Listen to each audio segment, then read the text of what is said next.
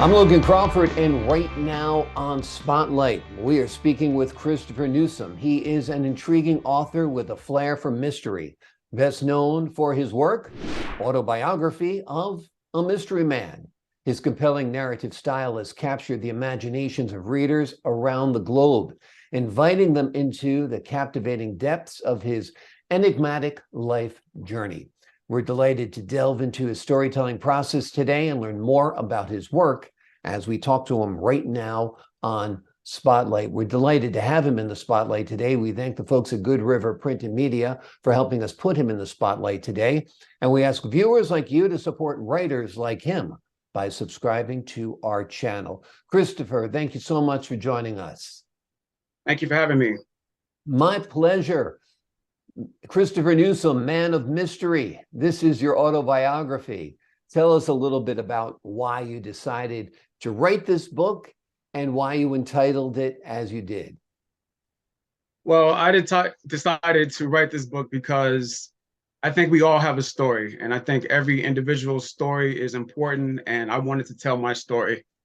And how I came up with the title was, I remember when I was in college, I read this book. It was called The Autobiography of an Ex-Colored Man. Mhm. And when I was writing this book, I was thinking of a title, and I thought that, well, it is the autobiography, and I'm writing it, and people consider me mysterious. So I came up with Autobiography of a Mysterious Man. So that's how the title came about. Sounds great. Now, you're a young man to have written an autobiography. What made you say, at this point in my life, I'm ready to tell my story? Well, I had the time, and I've always wanted to do it. So I just said, hey, why not now? What was it like writing the book as a personal exploration of your life? It was a challenge at times. I mean, I enjoy writing, but some of the chapters were kind of difficult because they would take like maybe 10 to 12 hours to write a couple of the chapters, and I had to really dig deep to produce the chapters. Give the folks at home an overview. I know it's your life story, but tell them a little bit about that life story. Well, I was born in Chicago, grew up in the Chicagoland area.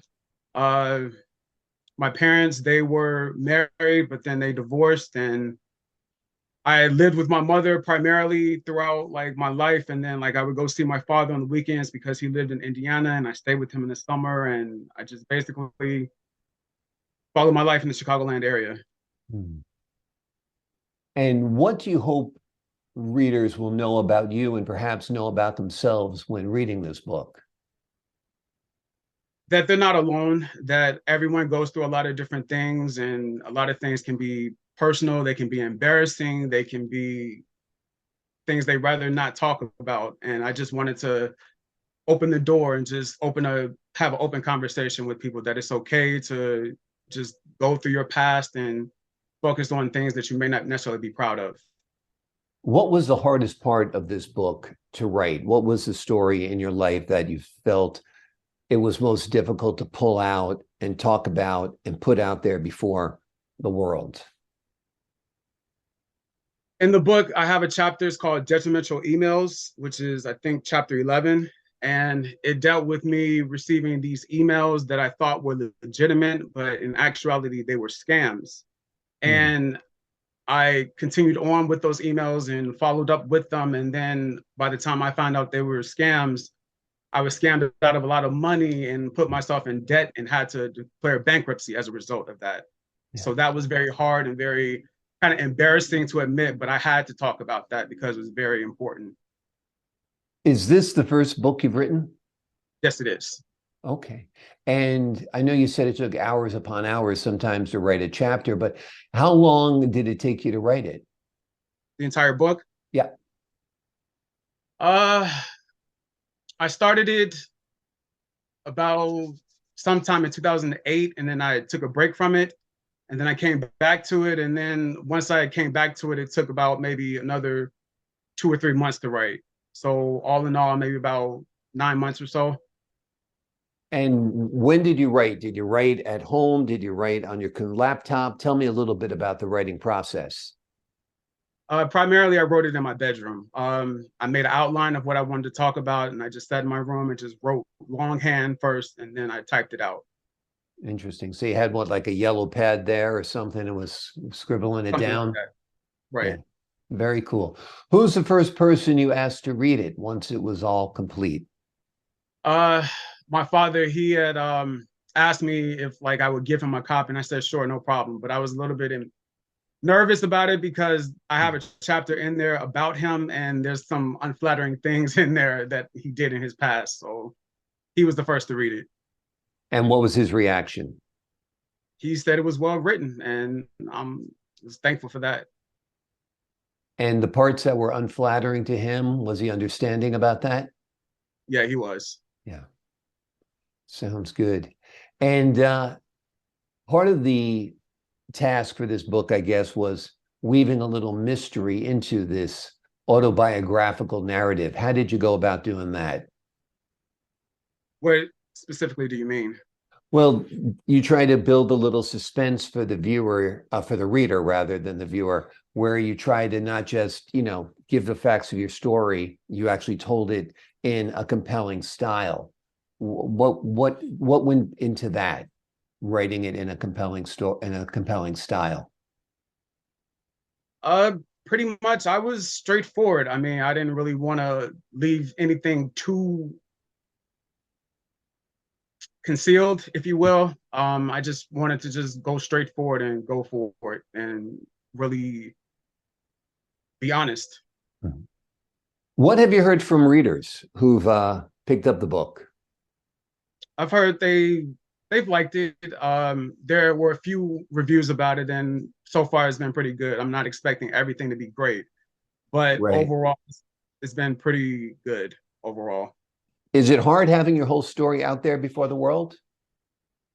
It can be. Yeah. It's not my entire story, but it's a good portion of my story.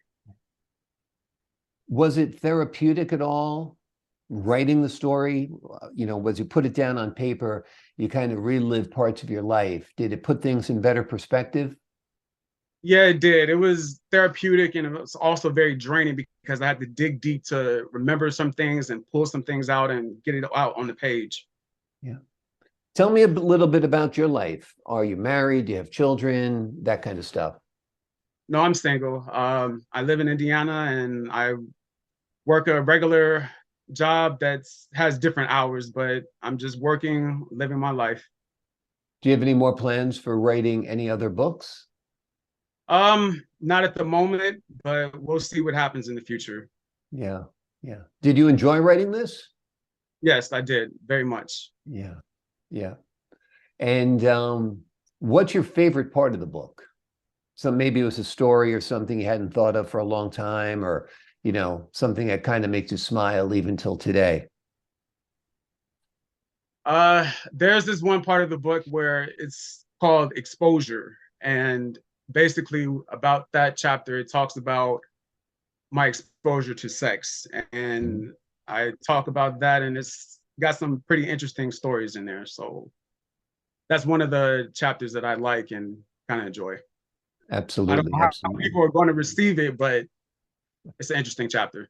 Well, it's the rite of passage. It's the first time you're intimate with a woman, and it kind of is special. I would think in the hearts of most people, their very first time. Right. Yeah, absolutely, absolutely.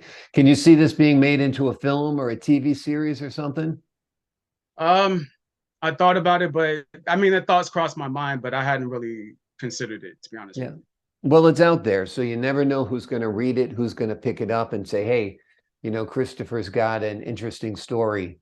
Is it all true? Is it fictionalized at times? No, it's all true. Yeah. Okay.